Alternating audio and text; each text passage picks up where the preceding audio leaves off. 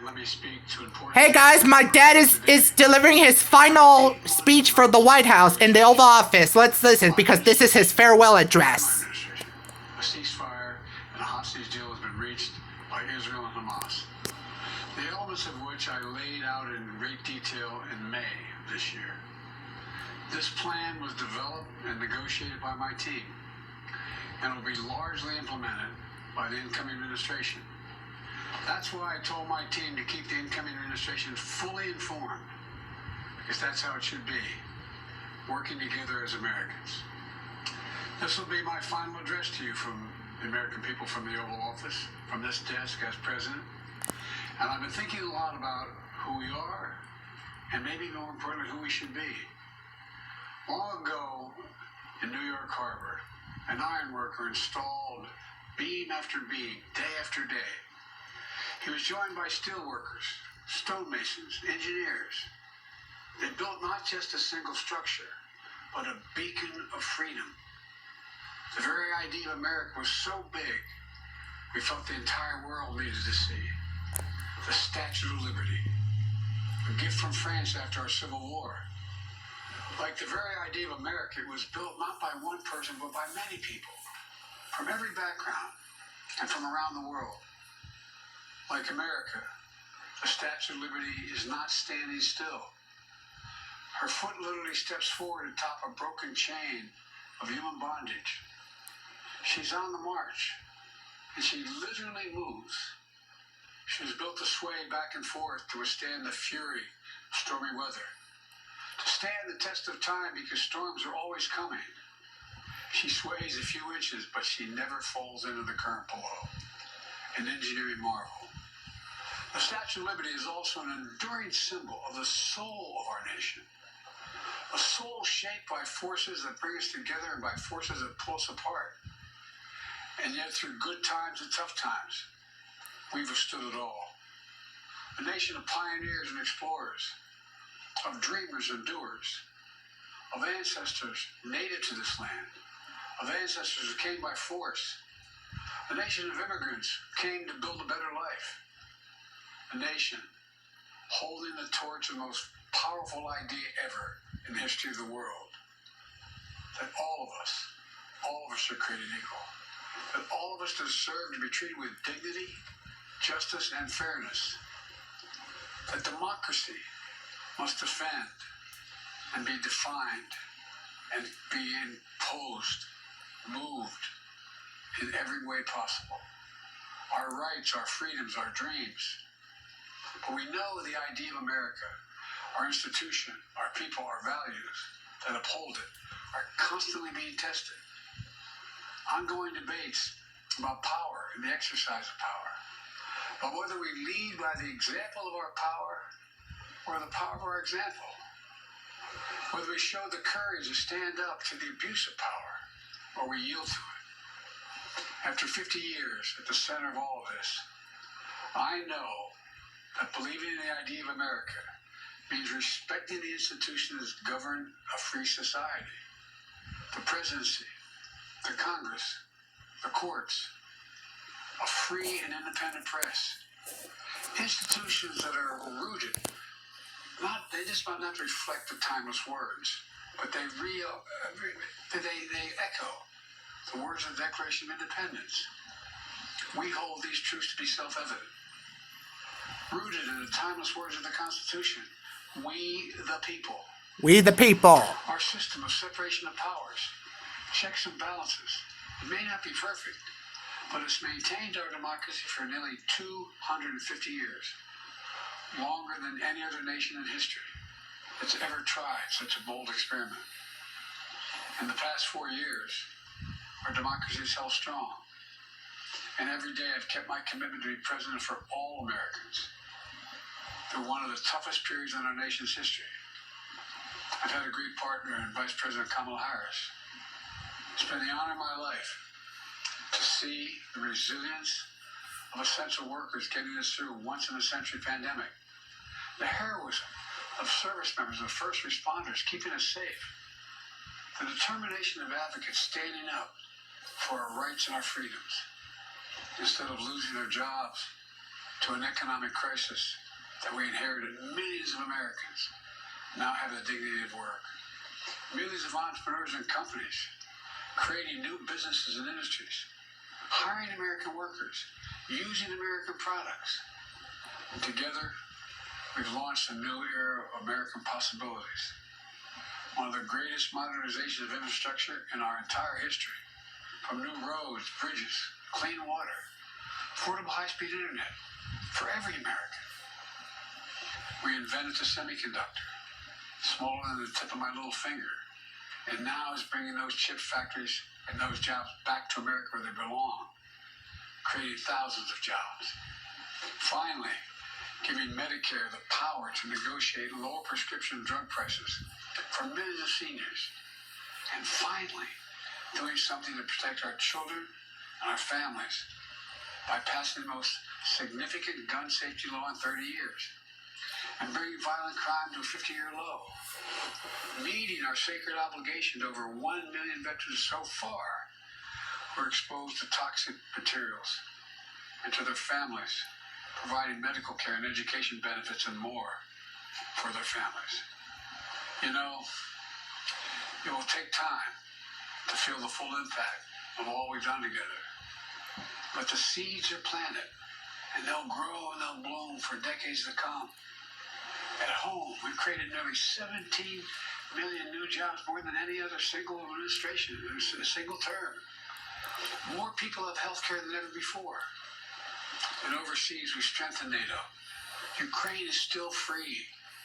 Always And we free. pulled ahead of our competition with China. And so much more. I'm so proud of how much we've accomplished together for the American people. Me too. And I wish the incoming administration success, because I want America to succeed. That's why I have held my duty to ensure a peaceful and orderly transition of power, to ensure we lead by the power of our example. I have no doubt that America is in a position to continue to succeed. That's why my farewell address tonight, I want to warn the country of some things that give me great concern. This is a dangerous concentration, and that's a dangerous concentration of power in the hands of a very few ultra-wealthy people. And the dangerous consequences if their abuse of power is left unchecked. Today, an oligarchy is taking shape in America of extreme wealth, power, and influence. Abuse of power is always unacceptable. Our basic rights and freedoms, and a fair shot for everyone to get ahead. We see the consequences all across America, and we've seen it before. More than a century ago, the American people stood up to the robber barons back then and busted the trusts. They didn't punish the wealthy. They just made the wealthy play by the rules everybody else had to. Workers want rights to earn their fair share. You know, they were dealt into the deal, and it helped put us on a path to building the largest middle class, the most prosperous century any nation in the world has ever seen. We've got to do that again. In the last 4 years, that is exactly what we've done. People should be able to make as much as they can, but play by the same rules, pay their fair share of taxes. So much is at stake. Right now, the existential threat of climate change has never been clearer. Just look across the country, from California to North Carolina. Yeah, I do. That's why I signed the most significant climate and clean energy law ever in the history of the world. And the rest of the world is trying to model it now. It's working, creating jobs and industries of the future. Now, we've proven we don't have to choose between protecting the environment and growing the economy. We're doing both. The powerful forces want to wield their unchecked influence to eliminate the steps we've taken to tackle the climate crisis, to serve their own interest for power and profit. We must not be bullied into sacrificing the future. Never. The future of our children and our grandchildren. We must keep pushing forward. Keep pushing Faster. forward. There's no time to waste. It's also clear that American leadership in technology is an unparalleled source of innovation that can transform lives. We see the same dangers, the concentration of technology, power, and wealth. You know, in his farewell address, President Eisenhower spoke of the dangers of the military-industrial complex. He warned us then about, and I quote, the potential for the disastrous rise of misplaced power, end of quote. 6 decades later, I'm equally concerned about the potential rise of a tech-industrial complex that could pose real dangers for our country as well. Americans are being buried under an avalanche of misinformation and disinformation, enabling the abuse of power. Yeah. The free press is crumbling. Editors are disappearing. Social media is giving up on fact-checking. Yeah. The truth is smothered by lies told for power and for profit. Yeah. We must hold the social platforms accountable Oh, yeah. to protect our children, Yeah. our families, and our very democracy from the abuse of power. Yeah. Meanwhile, artificial intelligence is the most consequential technology of our time, perhaps of all time. Nothing offers more profound possibilities and risks for our economy and our security, our society, for humanity. Artificial intelligence even has the potential to help us answer my call to end cancer as we know it. But unless safeguards are in place, AI could spawn new threats to our rights, our way of life, to our privacy, how we work, and how we protect our nation. We must make sure AI is safe and trustworthy and good for all humankind. In the age of AI, it's more important than ever that the people must govern. And as the land of liberty, America, not China, must lead the world in the development of AI. And not Russia. You know, in the years ahead, it could be up to the presidency, the Congress, the courts, the free press, and the American people to confront these powerful forces. We must reform the tax code, not by giving the biggest tax cuts to billionaires, but by making them begin to pay their fair share. We need to get dark money. That's that hidden funding behind too many campaign contributions. We need to get it out of our politics. We need to enact an 18-year term limit, time in term, for the strongest ethics reforms for our Supreme Court. We need to ban members of Congress from trading stock while they're in the Congress. We need to amend the Constitution to make clear that no president is immune from crimes that he or she commits while in office. The president's power is not. A criminal who is a former president cannot run for office. In a democracy, there's another danger to the concentration of power and wealth. It erodes a sense of unity and common purpose. It causes distrust and division. Participating in our democracy becomes exhausting and even disillusioning. And people don't feel like they have a fair shot. We have to stay engaged in the process. I know it's frustrating. A fair shot is what makes America, America. Everyone's entitled to a fair shot. Not a guarantee, just a fair shot. An even playing field. Going as far as your hard work and talent can take you. We can never lose that essential truth, remain who we are. I've always believed, and I've told other world leaders, America can be defined by one word: possibilities. Only in America do we believe anything is possible. Like a kid with a stutter from modest beginnings in Scranton, Pennsylvania, and Claremont, Delaware, sitting behind this desk in the Oval Office as President of the United States. That's the magic of America. It's all around us. Upstairs in the residence of the White House, I've walked by a painting of the Statue of Liberty I don't know how many times.